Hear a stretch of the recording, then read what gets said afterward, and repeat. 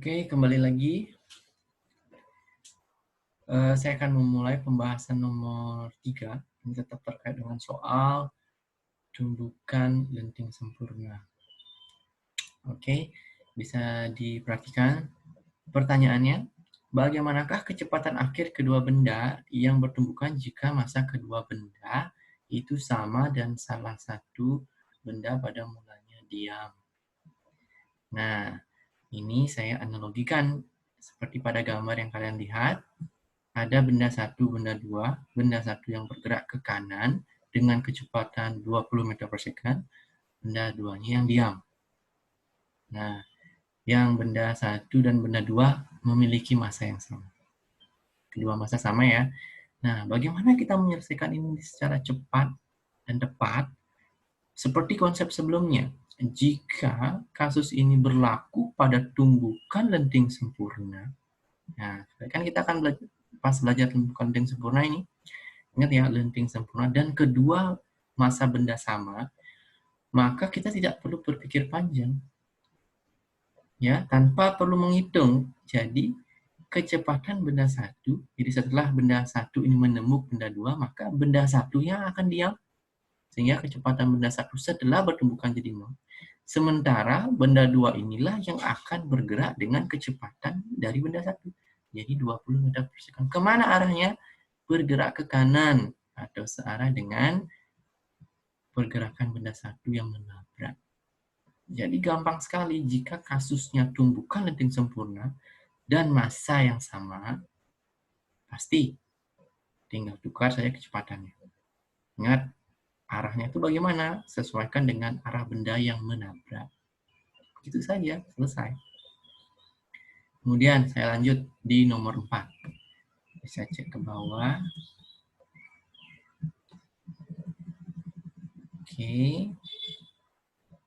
Nah, ini.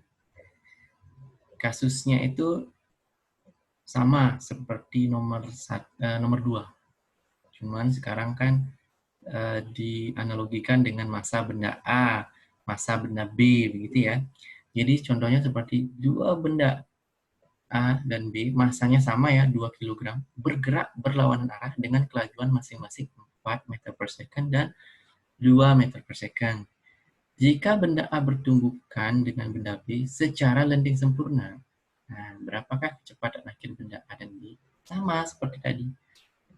Tidak perlu menghitung, cuma syaratnya kita cek ya, kita biar gampang begini. VA, saya begitu ya, kecepatan benda A. VA itu berapa tadi? 4 meter per second. Nah, ini ya, plus ke kanan soalnya ya, ke kanan.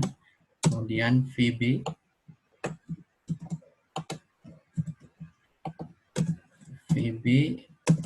itu dia minus karena dia bergerak berlawanan arah. Saya anggap benda B-nya itu bergerak ke kiri. Oke, syaratnya karena dia lenting sempurna tanpa perlu menghitung. Kamu tinggal cek. Jika mau menghitung boleh, sama seperti konsep yang nomor 2 boleh. Nah, nanti kamu lihat lagi, ya kalian lihat lagi video saya yang nomor 2, pembahasan soal nomor 2. Kalian boleh menggunakan persamaan ini, boleh, untuk mendapatkan V1 aksen dan V2 aksen, kecepatan benda 1 dan benda 2 setelah bertumbukan boleh, atau dengan menggunakan alur secara sistematis seperti ini. Mulai dari koefisien restitusi, mendapatkan hubungan antara persamaan dari V1 aksen dan V2 aksen, masuk ke hukum kekekalan momentum. Boleh dapat hasilnya nanti seperti ini. Nah, tapi karena kita sudah tahu konsep, ya tinggal kita cek. Benda A ke kanan 4 meter per second, benda B ke kiri minus 2 meter per second. Sehingga tinggal ketika dia bertumbukan, maka kecepatan kedua benda setelah bertumbukan berapa? Kecepatan benda A jadi mengambil dari kecepatan benda B berapa? Minus 2. Artinya setelah bertumbukan, benda A-nya bergerak ke kiri. Tadi kan mulanya dia bergerak ke kanan, sekarang ke kiri, minus 2 meter per second.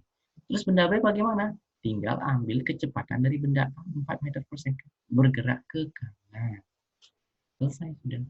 Jika kalian agak ragu, silahkan buktikan dengan persamaan yang saya sudah bahas di soal nomor 1 maupun nomor 2. Oke? Kemudian saya lanjut saja ini. Nomor 5. Nah, kasusnya nomor 5 ini benda A-nya yang bergerak dengan massa 2 kg, gerak ke kanan dengan kelajuan 2 meter per second. Sementara benda B-nya yang diam. Massa benda B adalah 2 kg. Jika kedua benda bertumbukan landing sempurna kembali, kecepatan akhir benda. Tidak perlu penghitung lagi, tinggal kamu cek. Jadi, benda A-nya bagaimana? Saya anggap ini. Nah, seperti ini ya, seperti kasus nomor 3. Benda A, benda B, benda A-nya bergerak, benda B-nya yang diam. Tinggal tukar saja. Cek ya, nomor 5. Benda A, kita cek. Oke. PA kita bilang dia berapa?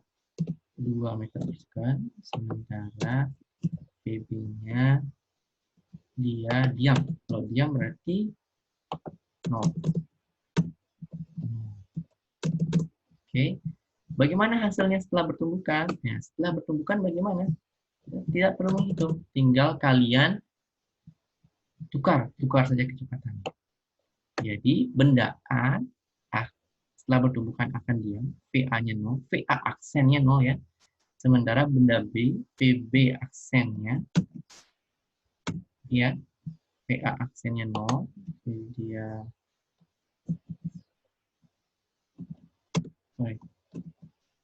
Okay.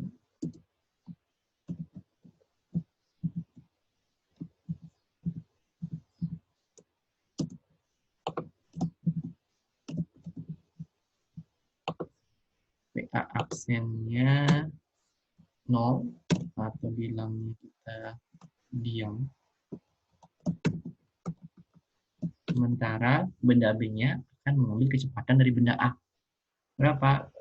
2 meter per second. Kemana gerakannya? Sama seperti tadi. Seperti menumbuk begini saja. Ini benda A, ini benda B. Benda B diam, benda A bergerak. Oh, benda A diam, benda B yang bergerak.